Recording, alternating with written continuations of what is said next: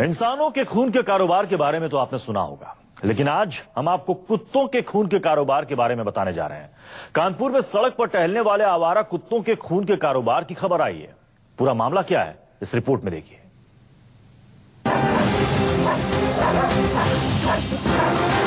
इंसानी खून के कारोबार की खबरें तो आपने सुनी होंगी, लेकिन अब हम आपको ऐसी खबर बताने जा रहे हैं जिसे सुनकर आप चौंक जाएंगे।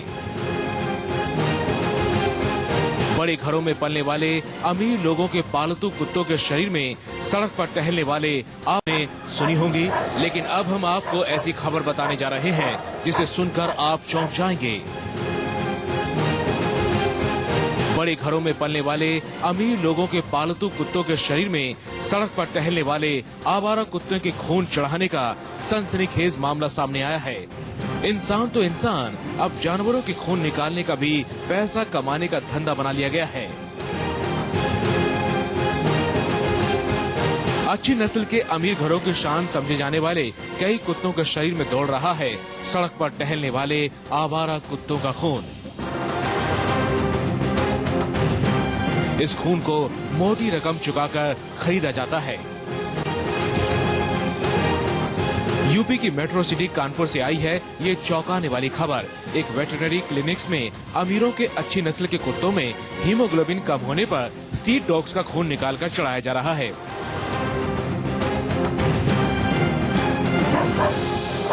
कानपुर में चल रहे वेटरनरी क्लिनिक में अगर किसी बड़े घर में पल रहे पालतू कुत्ते को इलाज के लिए लाया जाता है और अगर डॉक्टरों को लगता है कि उसे खून चढ़ाने की जरूरत है तो फिर शुरू हो जाता है डॉक्टरों का ऑपरेशन स्ट्रीट डॉग।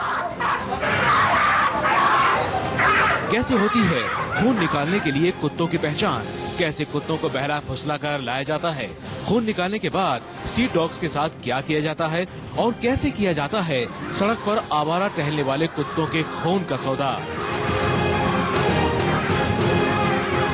महंगे कुत्तों के लिए सड़क पर टहलने वाले बेजुबान को क्यों मरने के लिए छोड़ दिया जाता है और क्या कहता है इस बारे में कानून, ये दिखाएंगे आपको अगली रिपोर्ट में।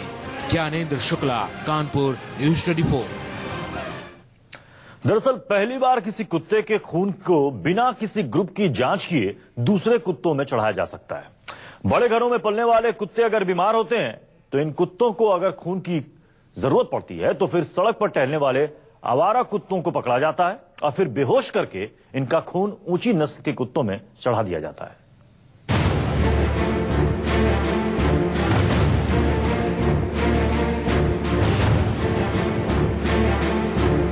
इंसानी खून का कारोबार देश में आम है, लेकिन कानपुर में खून कारोबारियों ने गलियों में आवारा घूम रहे कुत्तों को भी नहीं बख्शा। शहर में कुछ पशुओं के डॉक्टर के पास पहुंचने वाले किसी कुत्ते को अगर ब्लड की जरूरत है तो इसके लिए बेहद छोटा रास्ता निकाला गया है।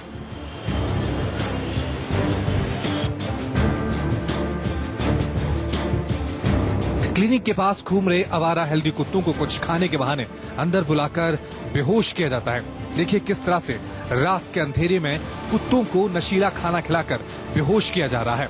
बेहोश करने के बाद कुत्तों के खून का प्राइमरी टेस्ट होता है। ब्लड में फौरी तौर पर कोई इंफेक्शन नहीं मिलने पर इसे तुरंत जरूरतमंद कुत्ते को ट्रांसफ्यूज किया जाता है।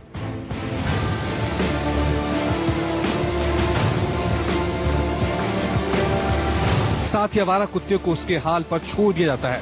कुत्ते के मालिक से इस पूरे प्रोसेस के 15-16 हजार रुपए लिए जाते हैं। ऊंची नस्ल के पालतू कुत्तों में जब हीमोग्लोबिन कम हो जाता है तो डॉग्स क्लिनिक में उन्हें खून चढ़ाने की जरूरत पड़ती है।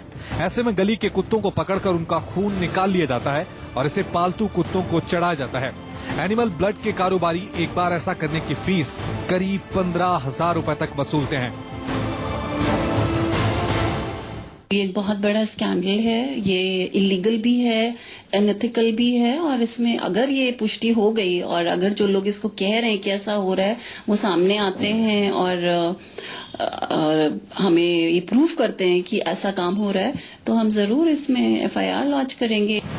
पशु प्रेमी संस्थाओं के पास इस तरह के काले धंधे की सूचनाएं आ रही हैं, लेकिन शातिर दिमाग लोग अपने काम को इस तरह अंजाम दे रहे हैं कि उन्हें अभी तक रंगे हाथों नहीं पकड़ा जा सकता है। अक्सर ऐसे काले काम रात के अंधेरे में अंजाम दिए जाते हैं।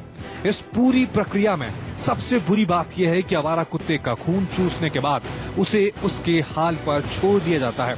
पशु प्रेमी संगठन इस धंधे पर रोक लगाने और मानव रक्तदान की तरह पशु रक्तदान को प्रोत्साहित करने की मांग कर रहे हैं। ऐसा बिल्कुल भी लॉ हमारा हिंदुस्तान का अलाउ नहीं करता है कि जो कम्युनिटी एनिमल्स हैं उनका खून निकाल लिया जाए और जो लोगों के अपने घर में पालतू जानवर हैं उनको चढ़ा दिया जाए। कानपुर चिड़ियाघर के चिकित्सा विशेषज्ञों के मुताबिक कुत्तों में 7 ब्लड ग्रुप होते हैं। इसमें किसी भी कुत्ते को पहला ब्लड ट्रांसफ्यूजन बिना ग्रुप मैच के ही किया जा सकता है। हालांकि इसमें थोड़ा जोखिम होता है, लेकिन दूसरी बार खून चढ़ाने से पहले ग्रुप चेक करना जरूरी होता है। किसी भी कुत्ते में रेड ब्लड सेल नष्ट होने, ब्लड कैल्शियम लेवल घटने, डर्मेटाइटिस या बैक्टीरियल इन्फेक्शन में खून चढ़ाने की जरूरत पड़ती है।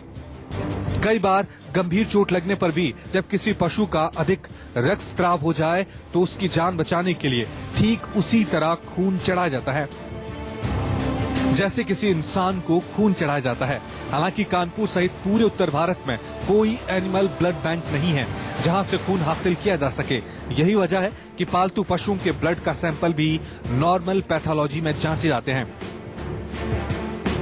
ब्लड बैंक केवल अपने भारतवर्ष में 2 ही जगह है। एक तो मुंबई वेटरनरी कॉलेज में है और दूसरा चेन्नई में है।